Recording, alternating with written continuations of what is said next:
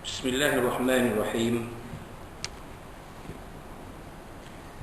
Alhamdulillahi rabbil alamin. Wa bihi nasta'in ala umur dunya waddin. Nastaghfiruhu wa nastahdihi wa natubu ilaihi wa natawakkalu alaihi. Wa na'udzu bihi min shururi anfusina wa min sayyiati a'malina. Man yahdihillahu fala mudilla lahu wa huwal muhtad. Wa man yudlil falan tajid lahu waliyyan murshidan wa la hadiya lahu. Asyhadu an la ilaha illallah wahdahu la syarika lah. Wa asyhadu anna sayyidana Muhammadan abduhu wa rasuluh.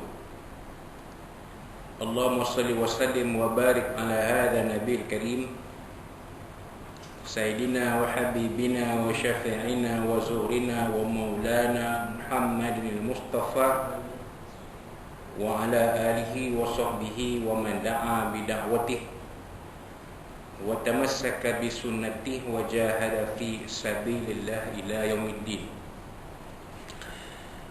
Rabbi shrah li sadri wa yassir li amri wahlul 'uqdatam min lisani yafqahu qawli. Subhanaka la ilma lana illa ma 'allamtana innaka antal alimul hakim. Wala hawla wala quwwata illa billahil azim. Allahumma iftah 'alaina hikmataka wa anshur 'alaina min khazaini rahmatika ya arhamar rahimin. Allahumma arinal haqqa haqqan warzuqna ittiba'ah wa arinal batila batilan warzuqna ijtinabah. Qala Allah Subhanahu wa ta'ala fi kitabil aziz, a'udzu billahi minasyaitonir rajim.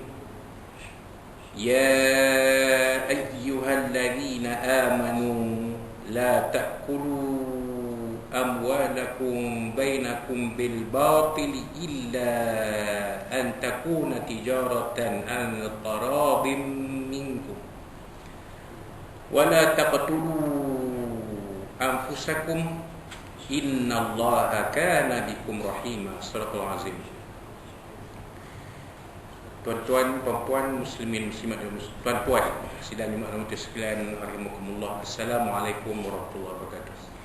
Maka alhamdulillah, alhamdulillah, pada tengah hari Jumaat ini 18 Jamadul Akhir 1443 Hijriah bersamaan 21 Januari 2021 Masih kita panjatkan setinggi puji dan syukur kepada Allah Subhanahu wa taala, ya, kita diizinkannya berkumpul di surau Al-Falah IPKP Perak ini untuk bersama-sama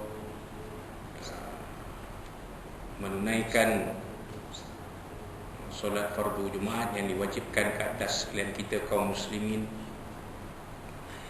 yang Allah SWT menyebut di dalam surah Al-Jumu'ah, a'udzubillahi minasyaitonirrajim, ya ayyuhalladzina amanu idza nudiya lis-salati min yaumil jumu'ati fas'au ila dzikrillahi wa dzarul bai'. Dzalikum khairul lakum in kuntum ta'lamun. Surah Al-Azim. Mafhumnya, wahai orang-orang yang beriman, apabila diseru, ya, sekalian kamu mengerjakan solat pada hari Jumaat, maka bersegeralah mengingati Allah Subhanahu wa taala dan tinggalkanlah urusan jual beli dalam kurungan dan semua urusan keduniaan. Jadi bila sebut jual beli, jadi nanti orang kata orang jual beli dia yang kena berhenti berurusan. Orang yang kerja pejabat tak perlu berhenti berurusan. Sebab Quran tak sebut kerja pejabat. Jadi kita tak payah berhenti kerja pejabat kita boleh terus walaupun azan dah berkumandang. Jadi jangan salah faham, itu sebahagian jual beli itu sebahagian daripada urusan dunia. Mana apa saja yang dikatakan urusan dunia, berhentilah dikerjakan apabila azan zuhur hari Jumaat berkumandang. Maka bersegeralah kita ke rumah Allah untuk bersegeralah kita untuk mengingati Allah SWT, zikrillah. Maksud zikir di sini ialah semayang Jumaat, khutbah dan semayang Jumaat. Kan ada orang dia masuk khutbah masih lagi makan-makan di Datuk Sagor. Ni cerita dululah, sekarang tak tahulah. Azan khutbah berkumpulan sedang disampaikan ni, dengar ni, memang dengar dari masjid. Dia masih lagi makan-makan di Datuk Sagor. Dia timing tu, elok-elok nak habis khutbah kedua baru habis makan, bayar. Terus ke masjid semayang Jumaat, terus balik. Dia lupa bahawa nak dapat pahala Jumaat tu, dia kena dengar khutbah Jumaat. Maknanya semayang Jumaat dia sah, tapi pahala tu Allah Ta'ala punya urusan lah, nak cerita. Jadi kepada tuan-tuan kaum muslimin, warga IPK Perak, marilah sama-sama kita bersegera untuk ke surau Al-Falah ni, untuk menunaikan solat fardu berjemaah, fardu Jumaat berjemaah, semayang fardu Jumaat. Semayang Jumaat ni tak boleh buat dalam bilik, tuan-tuan. Kalau buat dalam bilik juga tak sah semayang, kena buat semayang, kena berjemaah. Semayang Jumaat wajib dikerjakan secara berjemaah. Itu dia, tuan-tuan. Jadi bila sebut urusan dunia tadi, wazarul bai', tinggalkan urusan jual beli, tinggalkan urusan dunia. Termasuklah apa-apa urusan yang interaksi kita dengan pihak luar. Bila sebut pihak luar tu, maknanya orang-orang di luar lingkungan kita dalam IPK Perak. Sekarang ni macam-macam cara orang nak dapat keuntungan dan laba, walaupun dengan cara yang tidak betul mengikut lunas-lunas agama, walaupun dengan cara yang batil. Batil ni cara salah. Allah Ta'ala berfirman dalam ayat yang dibaca bermula tadi, wahai orang-orang beriman, la ta'kulu amwalakum bainakum bil batil, jangan kamu makan harta sesama kamu dengan cara yang salah, illa an takuna tijaratan an taradin minkum, melainkan cara perniagaan yang memberi manfaat kepada sekalian kamu. Cara perniagaan yang dipersetujui antara sekalian kamu. Taradim ni keredaan, maksudnya persetujuan lah. Orang menjual setuju menjual, dan orang membeli setuju membeli. Orang menjual dengan jujur, orang membeli dengan membeli tanpa ditipu. Maksudnya dalam urusan jual beli itu tak ada penipuan. Tapi hari ni, tuan-tuan, banyak berlaku urusan-urusan jual beli yang ada unsur penipuan. Banyak, sangat banyak. Kalau dulu-dulu lah, cerita dulu, cerita 30 tahun dulu lah, scammer, bukan scammer tu, scammer sekarang. Dulu-dulu Pak Mantelu ni orang lama-lama tahulah, Pak Mantelu. Nama pun macam nama pelawak, tapi urusan yang dia buat tu tak lawak pun, malah banyak memberi kesedihan kepada peserta-peserta. Pasal apa? Sebab kena tipu. Duit masuk banyak dah, duit tu habis macam tu saja. Kata orang Perak ni lebuh. Banyak manusia, ramai manusia yang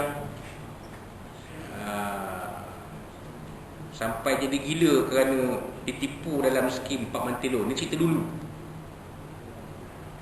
Cerita sekarang namanya scammer. Ada juga. Dulu Pak Mantilo labu peram, 15 tahun dulu dia guna tagline, saya ingat lagi pagi ni, menjana ekonomi ummah. Oh, sedap bunyi dia tuan-tuan. Sewa dewan besar pusat dakwah. Ini cerita dulu lah ni. Bukan nak pusat dakwah di sini, tempat lain lah. Orang datang sampai beratus nak dengar penerangan menjana ekonomi ummah ni. Bunyi sedap. Masuk 1,000 boleh dapat 2,000 dalam tempoh 8 bulan. Oh, sedap bunyi Cik Majid. Masuk 1,000 dapat 2,000 dalam tempoh 8 bulan. Siapa tak nak? Maka ramailah yang masuk puluh-puluh ribu ada. Termasuk yang bercakap ni pun masuk juga, tapi masuk 1,000 lah. Pasal dia kata masuk 1,000 dapat 2,000 8 bulan, dalam 8 bulan sedap bunyi. Tapi ada orang masuk puluh-puluh ribu, 30,000, 40,000, 50,000, ambil loan peribadi. Ada yang sampai jual lembu berpuluh-puluh ekor nak masuk skim macam ni. Dalam sekali habis macam tu je. Dipendekkan cerita, ramailah yang tertipu dengan benda-benda macam ni. Dan sampai hari ni model lah. Tu sekarang ni nama dia scammer. Dulu nama dia bukan scammer, dulu nama dia lain. Sekarang nama dia scammer. Jadi elakkan. Dan scammer ni macam-macam. Kalau masuk Facebook, tengok ada nama orang pelik-pelik, nama Islam, muka orang putih, dari sekian. Tu salah, tu scammer. Facebook scammer. Janganlah friend. Dia nak friend tu request, kita biar sebab belum terjebak. Kalau terjebak kena block lah.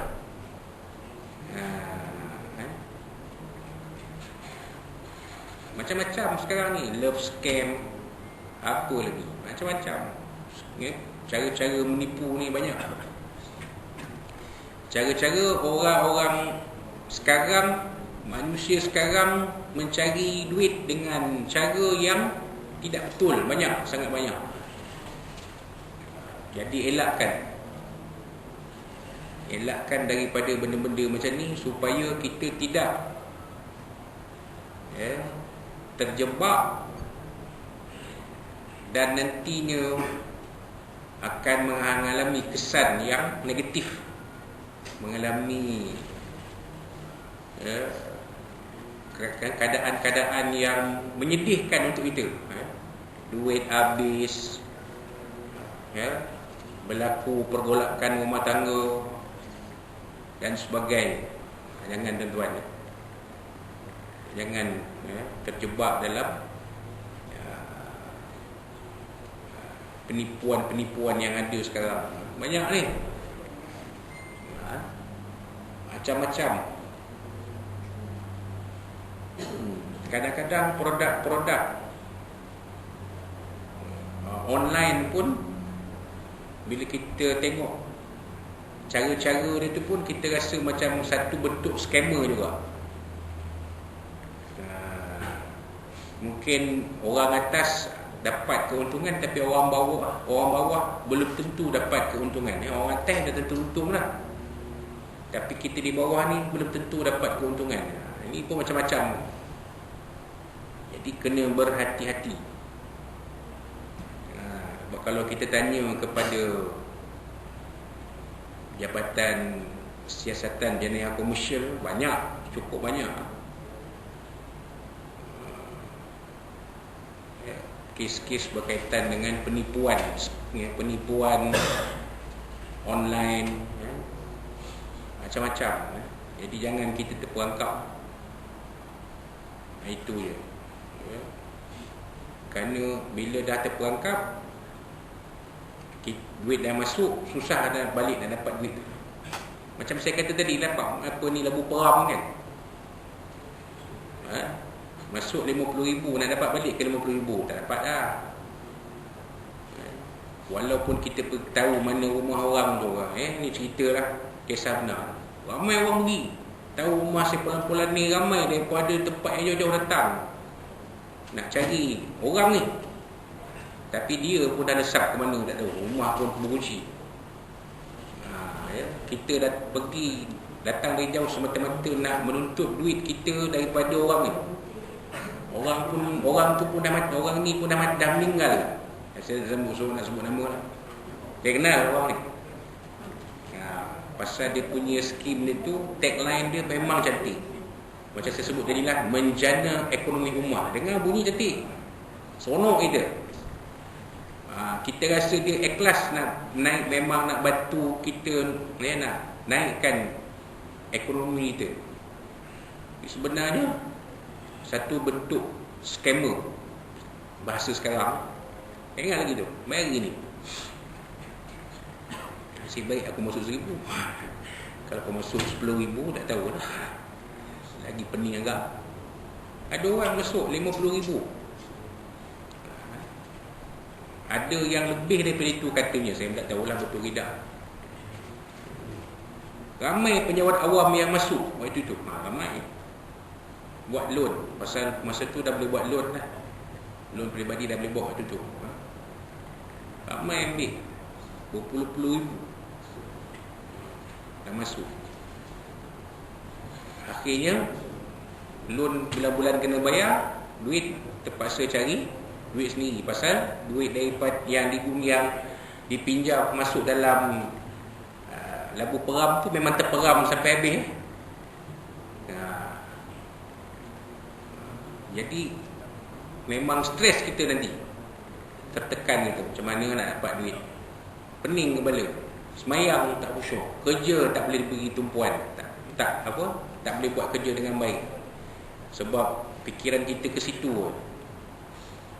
Suasana dalam rumah pun jadi tak harmoni sebab kita dengan isteri ada konflik. Isteri marah-marah, kita tak, mungkin isteri tak tahu, dapat tahu dia marah, kenapa tak bincang kita. Sekarang siapa nak tanggung? Contoh, dah jadi huru-hara, jadi konflik dalam rumah tangga. Macam-macam. Akhir sekali mungkin boleh menjejaskan kesihatan kita, buat stres tadi, kena penyakit jantung, darah tinggi dan sebagainya. Jadi tuan-tuan, saya menyeru diri saya dan juga tuan-tuan sekalian, elakkanlah daripada scammer-scammer ni. Biarlah kita kurang berduit. Bukan tak berduit, setiap 25 bulan ada duit. Tapi janganlah kita terperangkap dengan benda-benda macam ni. Susah. Macam saya kata tadi lah, nak dapat balik duit tu memang susah. Kadang-kadang macam saya sebut tadi kan, Pak Mantelo mati, macam mana nak ambil duit daripada waris dia? Memang tak dapat lah. Si Polan tadi menjana ekonomi rumah pun dah meninggal lah. Macam mana kita nak minta daripada dia? Dia dah meninggal kan? Siapa nak uruskan duit tuntutan kita tu? Jadi benda tu jadi rumit. Jadi terpaksa redha lah duit yang kita labur tu lebur. Jadi sebelum jadi macam tu, kita elakkan. Pokoklah ada kawan-kawan ajak, jomlah masuk. Tak apa, tak payahlah. Duit boleh cari, tapi kalau dah salah guna duit, nak dapat balik susah. Bukan salah guna macam mana, dah terjebak benda-benda macam tu kan, susah nak dapat balik duit. Kita buat laporan komersial siasat pun, nak dapat balik duit tu susah. Cuma Jabatan Komersial boleh usahakan, boleh berusaha supaya orang yang berkenaan ni dikenakan tindakan undang-undang. Tapi kita yang masuk dalam lebu peram susah, memang susah nak dapat balik duit.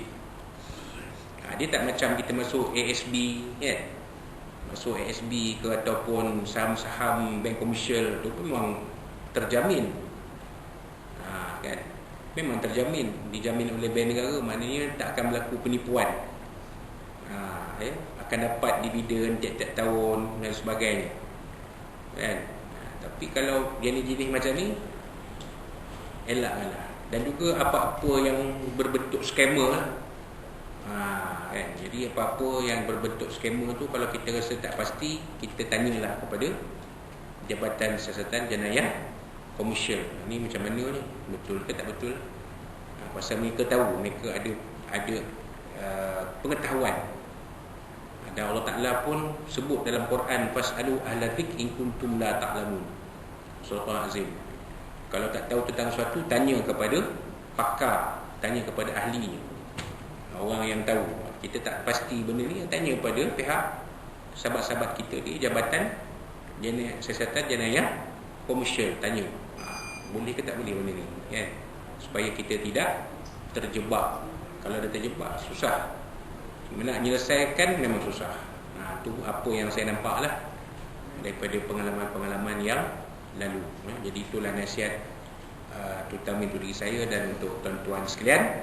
Mudah-mudahan Allah SWT merahmati kehidupan kita dan menjadikan kehidupan kita berada di atas landasan yang lurus, supaya kehidupan kita di dunia sampai ke akhirat dalam keadaan yang hasanah, dalam keadaan yang baik, insya-Allah. Itulah saja sedikit perkongsian untuk hari Jumaat ni, yang baik dari Allah SWT dan yang kurang di mana-mana itu saya mohon maaf dari Allah SWT dan Nabi SAW dan dari tuan-tuan yang berjaya sekalian.